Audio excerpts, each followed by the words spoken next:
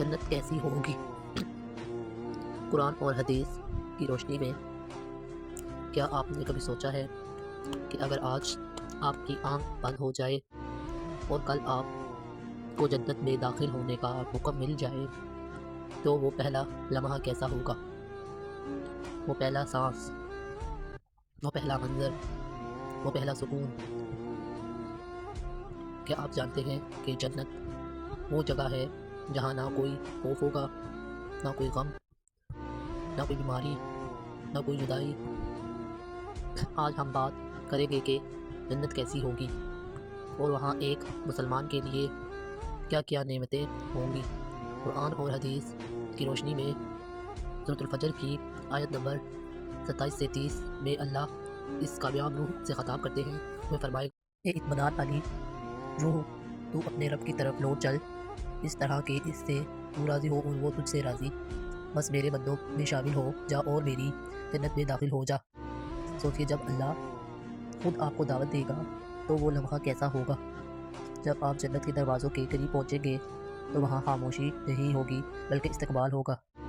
सूरह ज़मर की आयत नंबर 73 में अल्लाह रक्षा खींचते हुए फरमाते हैं, वो जो लोग अपने रब से डरते थे वो ग्रोह जन्नत की तरफ भेजे जाएंगे, यहाँ तक कि जब वो इसके पास पहुँचेंगे और इसके दरवाजे खोल दिए जाएंगे तो वहाँ के निगरान फरिश्ते इनसे कहेंगे, सलाम हो तुम पर बहुत अच्छे रहे, अब इसमें हमेशा के लिए दाखिल हो जाओ। फरिश्तों का सलाम और हमेशा की ज़िंदगी की खुशखबरी। जब पहला कदम अंदर पड़ेगा तो क्या एहसास होगा। सूरह इंसान की आयत नंबर 13 में अल्लाह फरमाते हैं, और वहाँ ऊंचे तख्तों पर टेक लगाए बैठे होंगे, वहाँ ना वो सूरज की तपश देखेंगे और ना ही सख्त सर्दी गर्मी, यानी वहाँ का मौसम इतना मुतदल, इतना प्यारा होगा जिसका तसव्वुर दुनिया में मुमकिन नहीं। वहाँ की ज़मीन मिट्टी की नहीं, ज़ाफ़रान।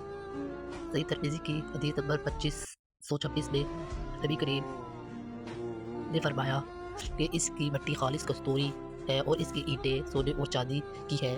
वहाँ कंकड़ नहीं चुभेंगे बल्कि वहाँ के कंकड़ मोती और याकूत होंगे।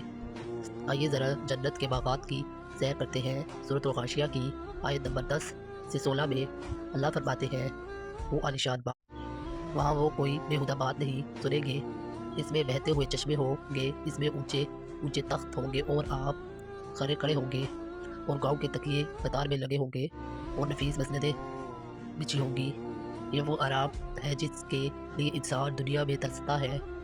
आप वहाँ चल रहे हैं और आपको प्यास महसूस होती है, लेकिन ये दुनिया की प्यास नहीं।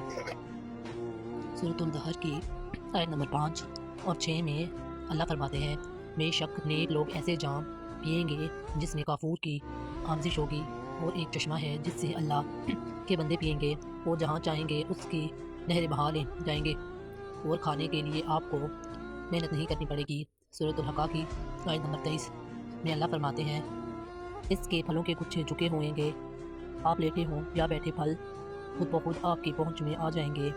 लेकिन जन्नत सिर्फ खाने पीने का नाम नहीं, ये रिश्तों के सुकून का नाम है। दुनिया में अक्सर हम जिनसे मोहब्बत करते हैं मौत इन्हें हमसे छीन लेती है, माँ बाप चले जाते हैं, औलाद बिछड़ जाती है, लेकिन सूरह तूर की आयत नंबर 21 में अल्लाह ने वादा किया है कि जो लोग ईमान लाए और इनकी औलाद ने भी ईमान में इनका साथ दिया, हम इनकी औलाद को इनके साथ मिला देंगे। ज़रा इस मंजर का सोचिए, जब जन्नत के दरवाज़े पर आपकी मुलाकात आपकी माँ से होगी, आपके वालिद से होगी, इन प्यारों से होगी जिन्हें आपने मट्टी तले दफनाया था और रोते हुए वापस आए थे।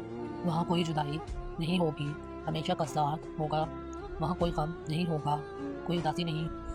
सूरह फातिर की आयत नंबर 34 में जन्नतियों के पहले कलमात क्या होंगे। वो कहेंगे, तमाम तारीफ़ें इस अल्लाह के लिए जिसने हमसे गम को दूर कर दिया, बेशक हमारा रब बख्शने वाला और कदरदान है। सोचिए, वो गम जो आपके सीने पर बोझ बना रहता है, वो फ़िक्र जो आपको सोने नहीं देती, वहाँ हमेशा के लिए ख़त्म हो जाएगी। वहाँ के महलात कैसे होंगे। सूरह अल-अनकबूत की आयत नंबर 58 में अल्लाह फरमाते हैं, जो लोग ईमान लाए और नेक अमल किए, हम इन्हें यकीनन जन्नत के उन मलाखानों में जगह देंगे जिनके नीचे नहरें बहती होंगी, वो वहाँ हमेशा रहेंगे। अमल करने वालों का क्या ही अच्छा अजर है। और वहाँ की सोबत कैसी होगी, वहाँ कोई लड़ाई झगड़ा, कोई तानाजनी नहीं होगी। सूरह अल-वाक़िया की آیت نمبر 25 اور 26 کا ذکر ہے، وہاں وہ نہ کوئی بیہودہ بات سنیں گے نہ گناہ کی بات، بس ہر طرف سلام ہی سلام کی آواز ہوگی۔ لیکن دوستوں، یہ سب نعمتیں، یہ محلات، یہ نہریں، یہ سونے کی کنگن، یہ ریشم کے لباس، یہ سب ایک طرف اور ایک نعمت ایسی ہے جو ان سب پر بھاری ہے۔ وہ جنت کا سب سے بڑا دن ہوگا، وہ دن جب سورۃ القیامہ کی آیت نمبر 22 اور 23 میں اللہ فرماتے ہیں، اس دن بہت سے چہرے تر و تازہ اور اپنے رب کی طرف دیکھ رہے ہوں گے۔ صحیح مسلم حدیث نمبر 181 میں رسول اللہ نے اس لمحے کی تفصیل بتائی۔ آپ نے فرمایا، جب جنتی جنت میں جا چکے گے تو اللہ پوچھے گا، میرے بندوں کا کیا تم کچھ اور چاہتے ہو؟ وہ کہیں گے، یا اللہ، آپ نے ہمارے چہرے روشن کر دیے، ہمیں جہنم سے بچا لیا، اب اور کیا باقی ہے؟ تب اللہ تعالیٰ اپنے اور بندوں کے درمیان سے نور کا پردہ ہٹا دے گا۔ قسم ہے اللہ کی، جنتیوں کو کوئی ایسی نعمت نہیں ملی ہوگی جو اپنے رب کے دیدار سے زیادہ محبوب ہو۔ وہ رب جس کو مل لے کے سجدہ کیا، وہ رب جس کے لیے راتوں کو رو کر روئے، وہ رب جس کے خوف سے تنہائی میں بھی گناہ چھوڑ دیے، آج وہ رب آپ کے سامنے ہوگا، بلا حجاب ہوگا۔ تو میرے بھائیوں اور بہنوں، یہ جنت کوئی افسانہ نہیں ہے، یہ وہ حقیقت ہے جو کل آپ کے ساتھ پیش آنے والی ہے۔ لیکن سوال یہ ہے کہ اس عالیشان گھر کے لیے ہم نے کوئی قیمت ادا کی ہے؟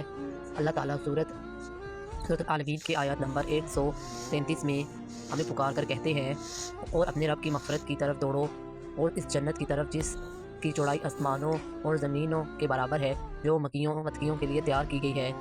اللہ ہمیں چلنے کے لیے نہیں کہہ رہا، اللہ ہمیں دوڑنے کے لیے کہہ رہا ہے۔ زندگی بہت مختصر ہے، یہ دھوکے کا گھر ہے۔ اگر آپ تھک چکے ہیں، اگر دنیا نے آپ کو توڑ دیا ہے تو ہمت نہ ہاریں، بس تھوڑا سا صبر اور ہے۔ اپنی نمازوں کی حفاظت کریں، قرآن سے رشتہ جوڑیں اور اللہ سے اس جنت کا سوال کریں۔ نبی کریم صلی اللہ علیہ وآلہ وصحبہ وسلم نے صحیح بخاری کی حدیث نمبر 6500 میں فرمایا، دنیا کی مثال آخرت کے مقابلے میں ایسی ہے جیسے تم میں سے کوئی اپنی انگلی سمندر میں ڈالے اور پھر دیکھے کہ وہ کتنا پانی لے کر لوٹی۔ یہ دنیا صرف اس ایک قطرے کی طرح ہے اور وہ جنت پورا سمندر رہے۔ قطرے کے لیے سمندر کو مت چھوڑے۔ آئیے آج ابھی اسی وقت نیت کرے کہ ہم اپنی باقی زندگی اس جنت کو پانے میں لگا دیں گے۔ اللہ ہم سب کو جنت فردوس میں ہمارے والدین اور پیاروں کے ساتھ اکٹھا فرمائے، آمین۔